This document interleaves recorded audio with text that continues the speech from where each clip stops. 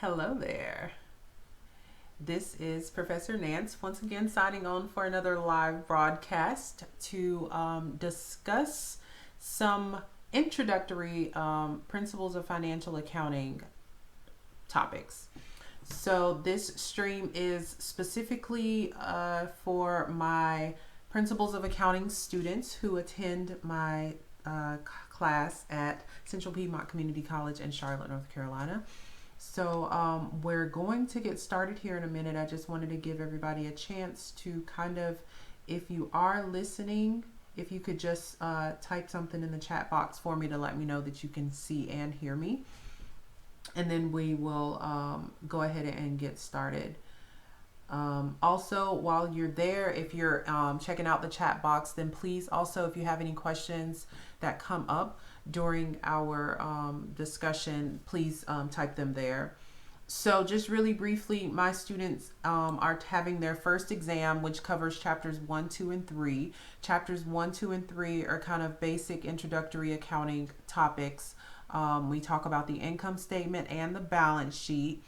And then debits and credits are introduced, as well as accrual and deferral.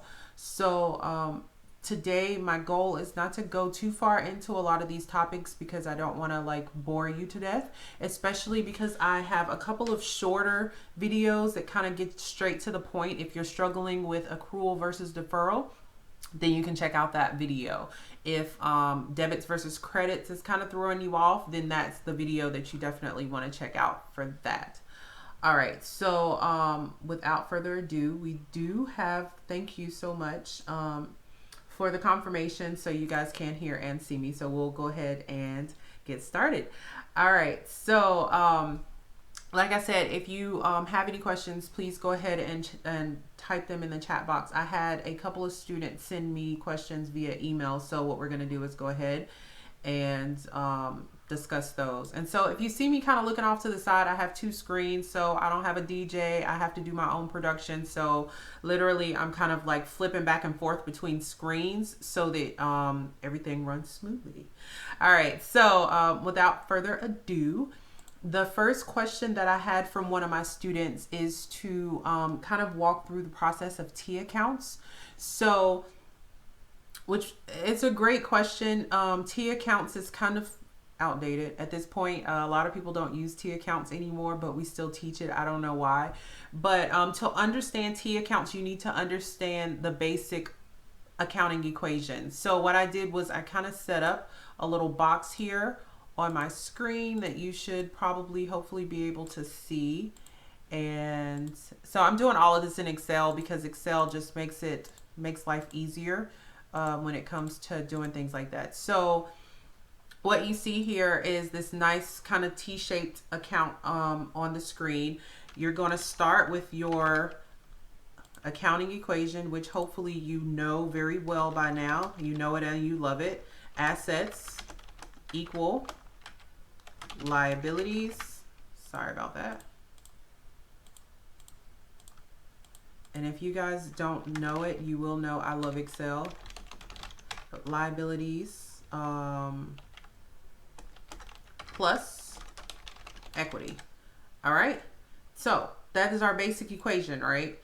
In order for you to understand how to work a T account, you need to understand that this is the way that our accounting equation is set up. Okay, because a T account is essentially is just this. You have your left side, which is going to be all of our assets, right? And then you have your right side accounts, which consist of our liabilities and our equity. Okay, so when you're thinking of the definition of a debit or the definition of a credit, debit is just going to equal right side. I'm sorry, left side. All right, debit equals left side, point blank, period. Okay, and then when we're thinking of our definition of credit, credit equals right side. Okay, and I do have a video on this, so we won't spend too much time on it, but basically what that says is if you're on the left side of the equation, then you're going to increase with a debit. If you're on the right side of the equation, then you're going to increase with a credit. So the main thing to know here is you need to know what accounts are assets, which accounts are liabilities, and which accounts are equity accounts. All right. So if you know which ones fit into which ones of these buckets, then you'll know, oh, that's an asset. So it increases with a debit. Oh, that's a liability. It increases with a credit. Okay. So that really kind of helps to simplify it. This is a true to form T account here. So let me just kind of make that line a little bit thicker. This is what a T account looks like. So you have on the left side of the T account over here is going to be debits, anything that is a debit. And on the right side is going to be your credits. So for example, if we were to have a situation where, let's say you purchased a building for cash, right? So if we were to purchase a building for cash, that means our cash would increase. Cash increases with a debit because it is a left side account, right? Cash is an asset. And then, sorry, that's too big. All right, then building. What kind of account is building? Hopefully you said asset, right? I'm sorry, cash, cash can't go up if you're purchasing something, right? If only. That would be the ideal. In an ideal world, cash would be able to go up, but cash actually goes down, unfortunately. So if cash goes down, the left side means that we increase with a debit. So that means we're going to have to decrease cash with a credit. All right. And I'm actually, this is not really what a T account looks like. So we'll start here and then we'll kind of move on. All right. And so then if we were to purchase a building, then we would purchase the building, which means we would buy a building, acquire a building. And so our building asset account would increase, which would mean that we would have to debit that. Okay? Hopefully you guys are still understanding. You're still with me. All right. So the difference here is so that's the basic accounting equation. You need to understand that before you can understand what a T account does. So a T account, essentially what it is each account will have its own T account. So let's say you have cash, okay? Anytime cash increases, because cash is an asset account, you're going to write the increases over here. So when cash increases, that equals left side because cash is an asset. When cash decreases, it's really hard to talk and type at the same time. I don't know if you guys have ever tried that. And I'm going to go ahead and drop a disclaimer right now. I am the worst speller. I spell things horribly. My family and friends make fun of me all the time, but it is what it is. That's why we have spell check. Okay, so if we're purchasing something, that means cash is decreasing. That means we're going to write our number and our information on the right side because cash goes down. So basically what happens is we take that equation, that accounting equation, and we individualize it for each account. So if we purchase a building for $300,000, all right, that means that we're going to decrease the cash account. Cash normally carries a debit side account. To do the opposite, to decrease a debit side account, that's where we're going to have to put it on the right side. Okay?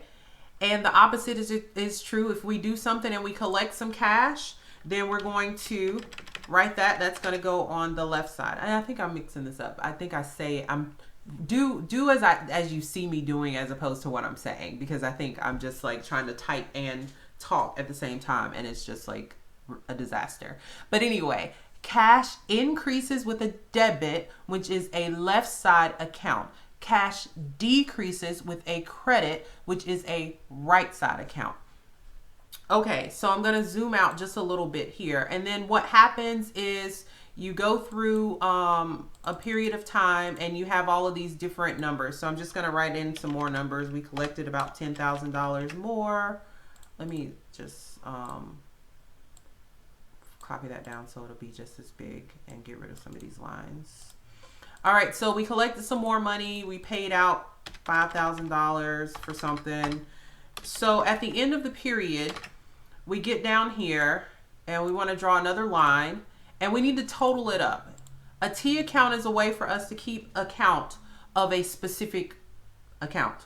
All right, so we keep count of this specific account. So what happens is at the end we go and we add everything up. So that's about 550,000 in debits, and then we have 305,000 in credits. You cannot have an account that has a debit and a credit balance. Okay, if you end up with an account that has a credit and a debit balance, it's just wrong. It's like having a fraction and leaving it as 2/4, right? You have to simplify it. So the next step here is to do just that. So we calculated it up. We say we have that much over there. We have this much over here. So I'm just going to draw another thick line. Oops. Oh, gosh. Down here. All right. And so then what's going to happen is whichever side has the biggest number, that's where the balance is going to end up. Okay, so in this case, this side is bigger than this side. So the left side is bigger than the right side. That means that at the end of the day, we're going to end up with a cash balance of, and I'm not even going to try to, so I cheated a little bit because I used an Excel formula. All right, so we're going to end up with a cash balance of $245,000. Now, the trick here is to remember, we're always thinking in terms of our basic accounting equation. Assets equal liabilities plus equity. Cash is an asset. Therefore, cash belongs on the left side. All assets should always end up with a debit balance. That's how we know the cash is positive, so to speak. So when we get over here and we end up with a balance of $245,000 on the left side, that means our cash balance is positive, which is a good thing. We're happy with that. We're ready to go.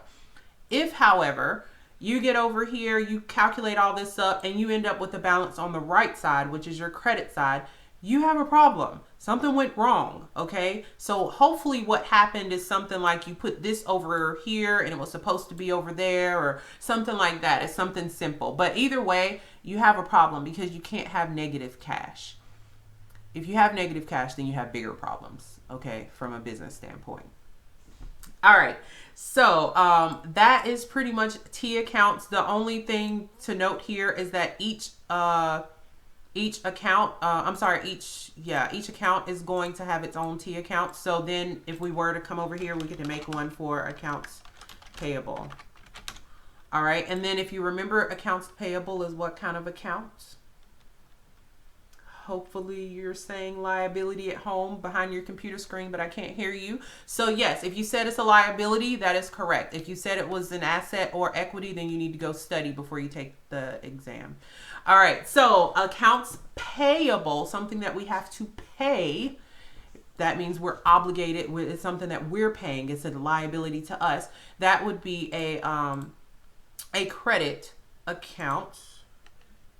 A net credit. So let's just delete that entry. So essentially we're going to do the same thing. Something happens throughout the period. We have some credits. We have some debits. At the end of the period, we get to the bottom.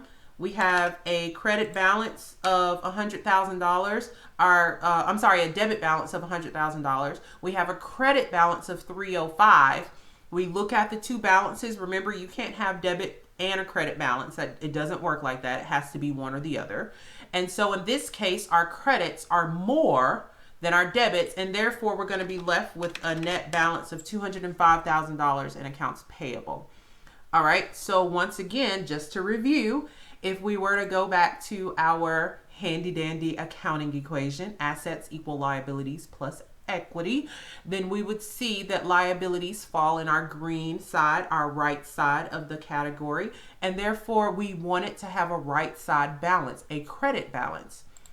In this case, with accounts payable, we have just that. We ended up with a credit balance. Now, of course, I kind of know where the balances need to lie, and so I make sure that the numbers match up. But for you, depending on what usually happens is you're given a series of problems, right? You're given like, oh, this happened, then this happened, then this happened, and you get to the end. That's where this is going to be your opportunity to kind of check your work. If you have a liability account and you end up with a debit balance, then you know you did something wrong. All right. So I do see that there's quite a few people who have joined us. So if you guys have questions, please remember to definitely type them down here in the little chat box. I'm gonna go move on to the next thing that I had on my list.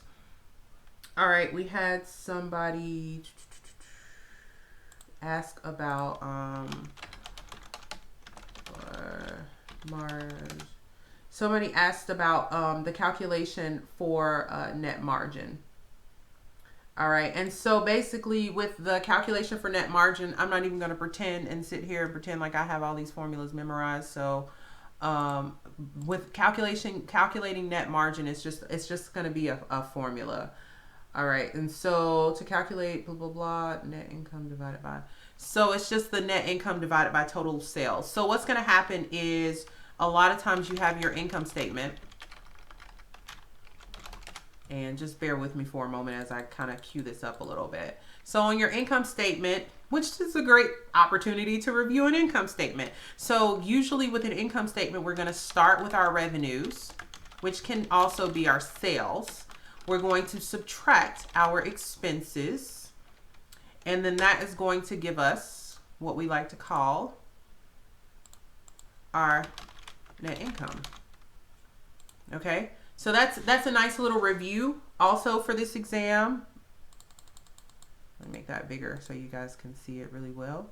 All right, so the most important, all of them are important, okay? But the most important equation in accounting is assets equal liabilities plus equity. That is also the equation that we use for our balance sheet. When you prepare your balance sheet, you'll notice that thing, it comes back around. You'll see it again because that's the same equation we use to prepare our balance sheet. Now our income statement has a different equation. It has revenues minus, let's do this so we can, minus expenses is that gives us our net income. All right, so that's like the second most important equation in accounting, so you definitely need to know that one as well. So that's our income statement equation. And then so for the net margin, what it is it's just, let's say our revenue is, let's do this. And then let's say our revenues are 500,000 and our expenses are 200,000 because why not make it easy on ourselves? All right, and so we're going to take this number minus this number. That's going to give us our net income. Okay, so that gives us our net income. And so what we're trying to do here is to calculate the net margin. It's just basically it's telling us of our sales, how much of that were we able to convert into net income. Okay, so how much of that were we kind of able to keep? So the formula for net margin is going to equal our net, no, my head's going to be in the way. All right. Our net income divided by our net sales, or our total sales, I'm sorry. For you guys right now, it's pretty much the same thing. That doesn't mean anything different to you for right now. Okay? So I'm just going to scroll this over just a little bit so we can make sure we see everything. So in this equation, in this problem, our net income is 300,000. Our total sales is 500,000. And so when we divide that out, that should be 60.60. Which if you multiply that by 100, that tells you that it's going to be 60%. Okay. So our gross margin is 60%, which basically just says, okay, you guys went out and sold $500,000 worth of stuff, but you didn't get to keep all of that. So how much of it, what's the percentage of the amount that you sold that you actually got to keep as net income? And that's where that formula comes into play. All right. So that's the net margin. Okay. All right. So I am still kind of rambling on here and giving you guys an opportunity to ask questions. Let me think. Let's see, what else do we need to know for the exam? All right. So first of all, just as an outline for the exam, I need to type this up and put it as an announcement on our Blackboard. But the exam is going to be comprised of multiple choice questions and true false questions, as well as a couple of exercises at the end. So it is a nice little array of problems, but even still, even within the multiple choice questions, there is an opportunity for calculations, theoretical things like that. So you definitely want to make sure that you've read the chapter, worked the homework problems and things like that. Okay, and moving on. So we're going to, let's see here. So we talked about the equation for the accounting equation. So let me just show you really quickly kind of the setup for a balance sheet. Let's just make a copy of this, move it to the end because I'm lazy. All right, and so now if we were to have our balance sheet, so it's the same setup. So we would have all of our assets listed. Ooh, that's not spelled right.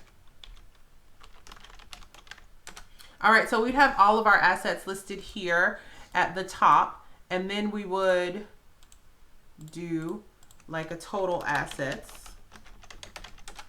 would be here. All right, and all of the asset accounts are going to be listed individually. So let me just kind of walk you through what that would look like. So you would have some cash, you would have some accounts receivable.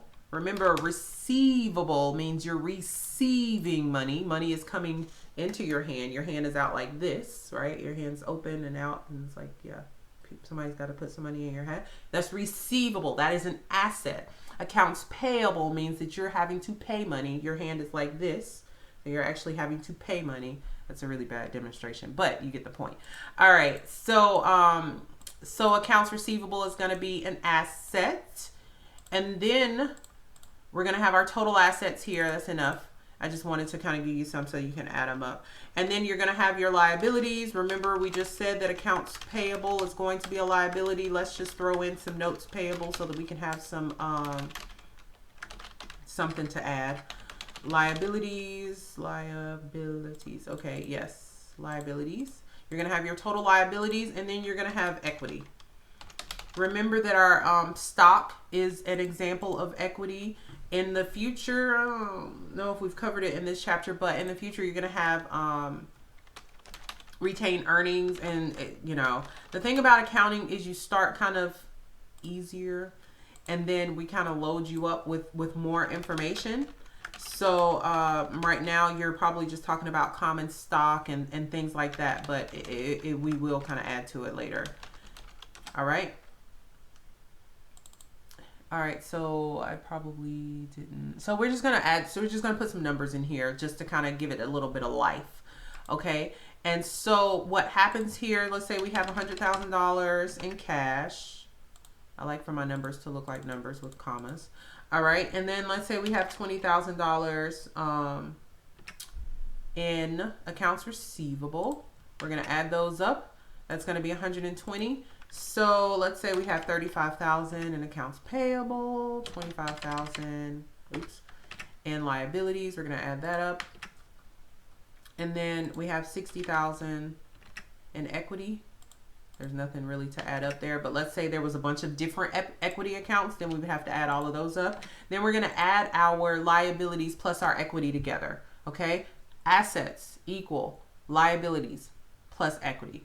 Okay. So the thing that we're looking for here is when we're looking at this, we're trying to make sure that these two numbers balance. Assets equal liabilities plus equity. For my students that I usually teach in class, we would like make this into like a chorus because you kind of have to ingrain this into your head.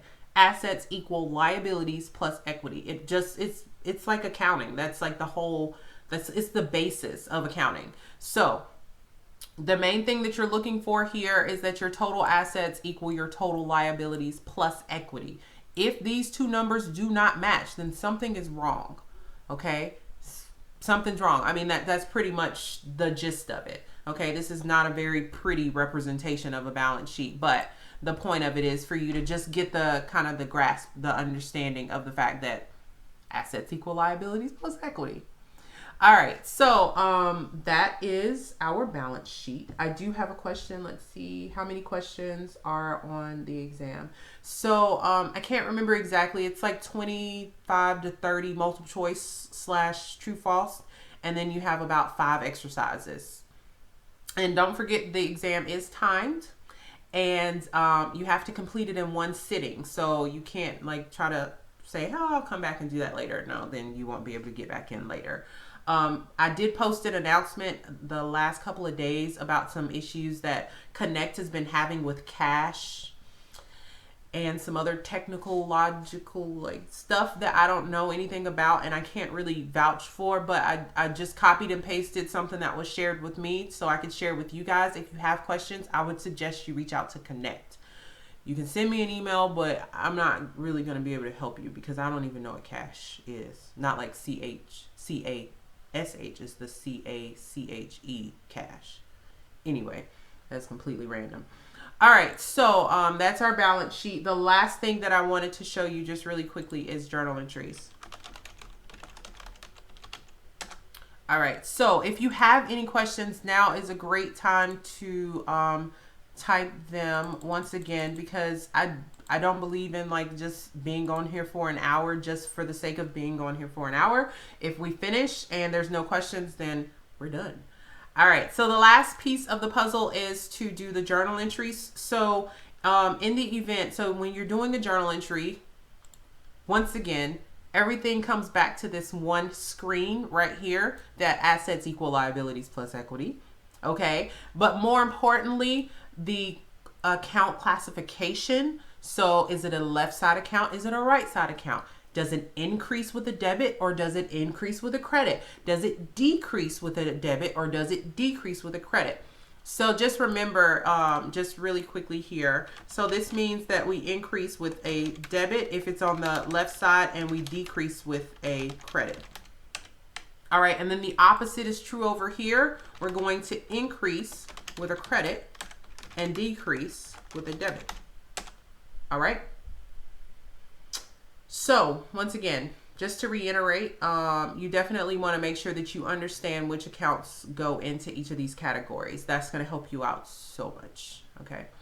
All right. So for the journal entries, what's going to happen is you're going to have a date. Let's say today something happened. A transaction has to occur. Remember that a transaction is when something actually happens. We exchange money for something, or we owe money for something, or just those different types of things. Something has to happen for it to be a transaction. We're not going to call somebody up and say, hey, yeah, we want to order 3 boxes of paper. We haven't received it yet and they haven't delivered it yet. We haven't paid for it yet. We don't owe them anything yet. That is not a transaction. That's just an order. We just ordered something. All right, so then we wouldn't record anything. All right, so here, let's use the same example. Let's say we purchased some equipment. So equipment is an asset. So I'm sorry, let me back up. When you're doing a journal entry and there is actually a transaction, you need to think about it. Okay, what happened? It's always going to be 2 things that happen because we do double entry accounting, which means for every transaction, there's 2 things that we have to record, at least 2 things. There can be more than 2 things, but there's always at least 2 accounts that are going to be affected by a transaction. That's how we get to journal entries. If we purchase equipment, you have to think, what did we get? Well, we purchased some equipment, so that means we got some equipment. All right, equipment is what type of account? Hopefully you're yelling back at me that it's an asset, okay? If equipment is an asset, we got some equipment, therefore our equipment, our asset equipment went up. That means that we're going to debit equipment, okay? So let's debit equipment for the $300,000. All right, so this is some expensive equipment. I really meant to put buildings, but oh well, it is what it is. All right, so we debited equipment for $300,000. So that's what we got. What do we have to give up in order to get this equipment, in order to purchase this equipment? We had to spend some cash probably, right? So we're going to credit cash. Remember, cash is a left side account because it's an asset. Therefore, to decrease an asset, we have to credit that asset. Okay? Let me just put a little space in here. That's just the date over there, and it's just like all close and stuff.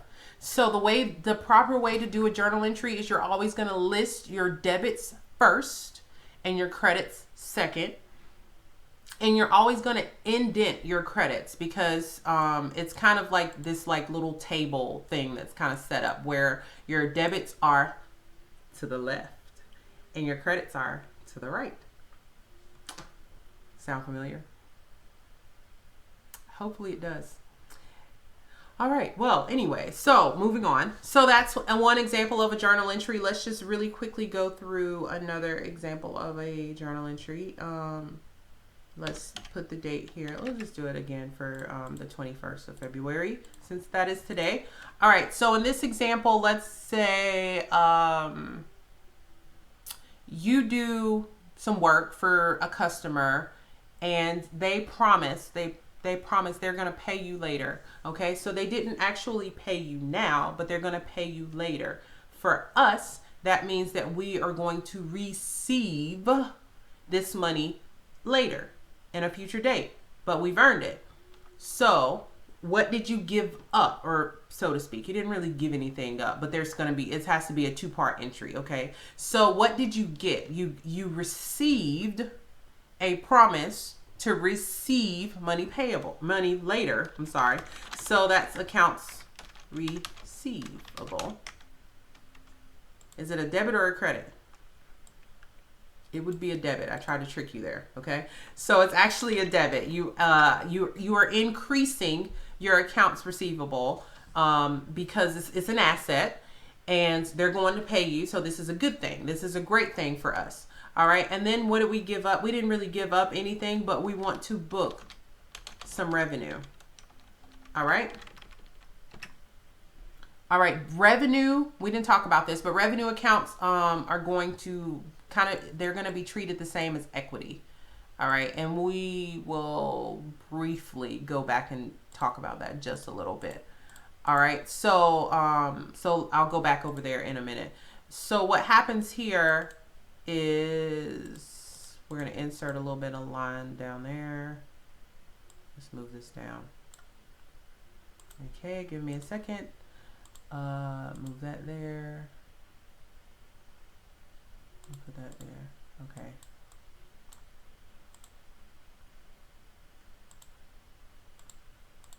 Okay.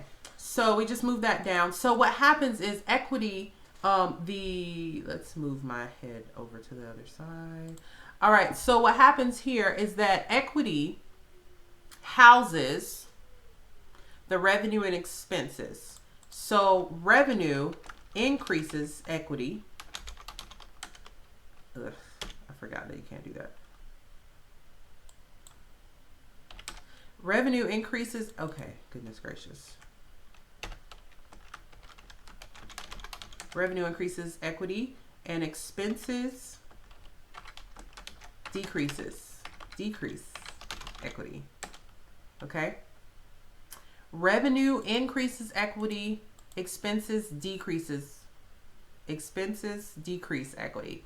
Therefore, revenue will be treated as a traditional right side account. Ugh. Okay, anyway. All right, so revenue will be treated as a traditional right side account. It will increase with a credit and decrease with a debit, like all right side accounts. Expenses are the opposite, okay? They're the opposite of revenue. Therefore, they're the opposite of equity. And therefore, technically, expenses are going to look like they belong over here. So I'm just going to do a strike through over here and say, so because we moved them over here, okay? So expenses are not assets. However, from a debit, credit, right side, left side, increase, decrease perspective, expenses are treated the exact same way as assets. They increase with a debit and decrease with a credit. The reason that is because they are the opposite of revenues, and revenues belong with the equity. So that means by default, they automatically kind of just flip to the other side. This is like that part in algebra where it really gets confusing because stuff is like flipping on the other side of the equal sign. Okay, but that's kind of what expenses does. All right, so for those of you who just like need to completely understand the why, like why does that happen, then I think I have another video that explains that. I don't want to necessarily go too far into it right now, but for those of you who are just like, I don't need to know why, I just tell me what to do. Okay, just think of it like this. Expenses are going to be left side accounts. Revenues are going to be right side accounts. Okay? That's the short and sweet, just like, okay, just tell me what to do. That's like the short and sweet of how to explain that. All right? And so just going back to our example that we just did over here, it just kind of draws that in. So that's why revenue is going to increase with a credit. Okay. All right, so I'm going to pause here for just a second before I wrap up. I'm going to once again give everybody an opportunity to type any questions that you may have into the chat box.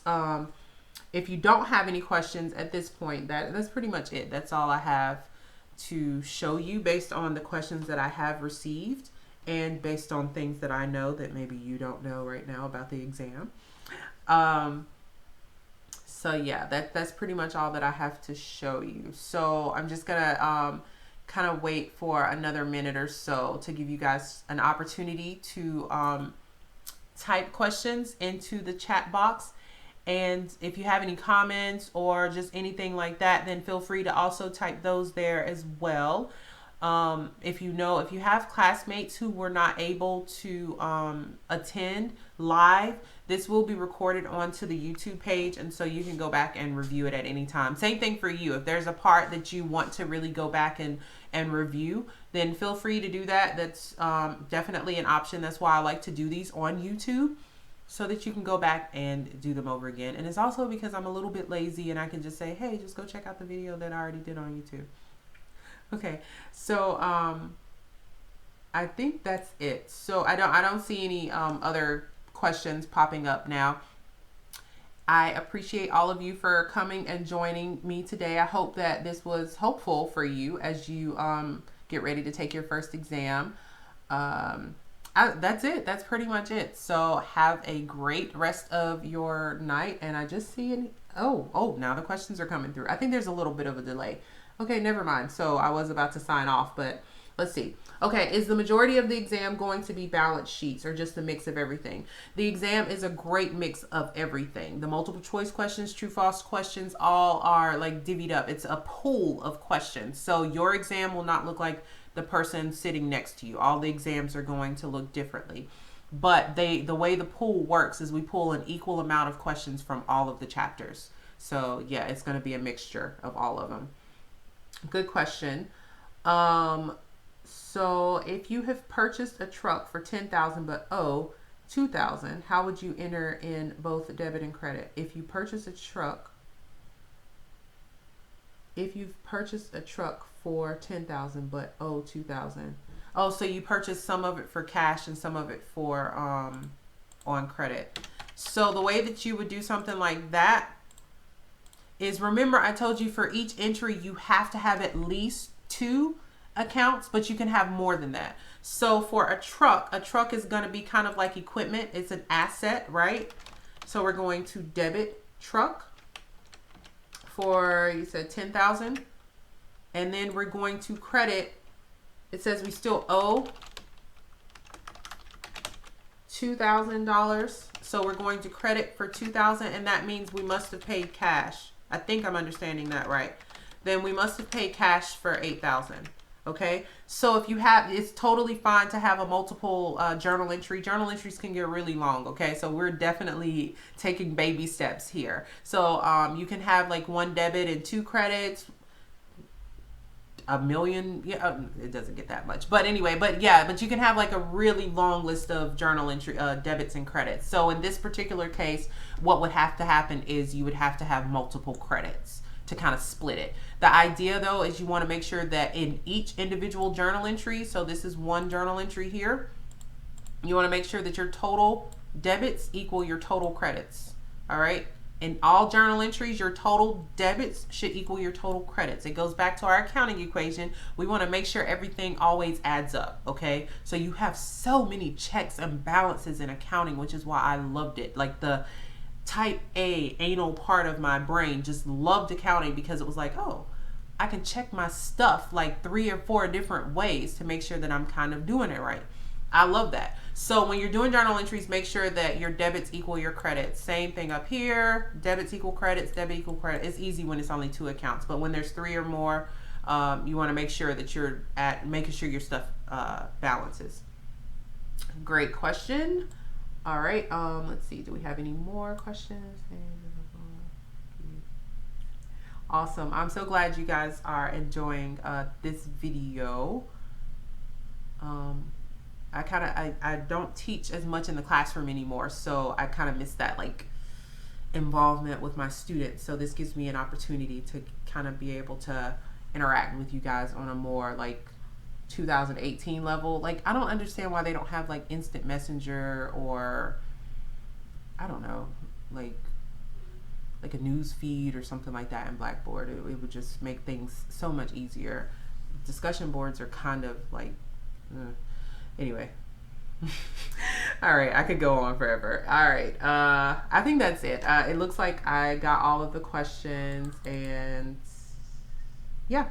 All right, I think we're good to go. So if you think of anything after the fact, then let me know. Just send me an email or put it into the student lounge in our classroom, or ask the professor or whatever the case is. You know how to reach me.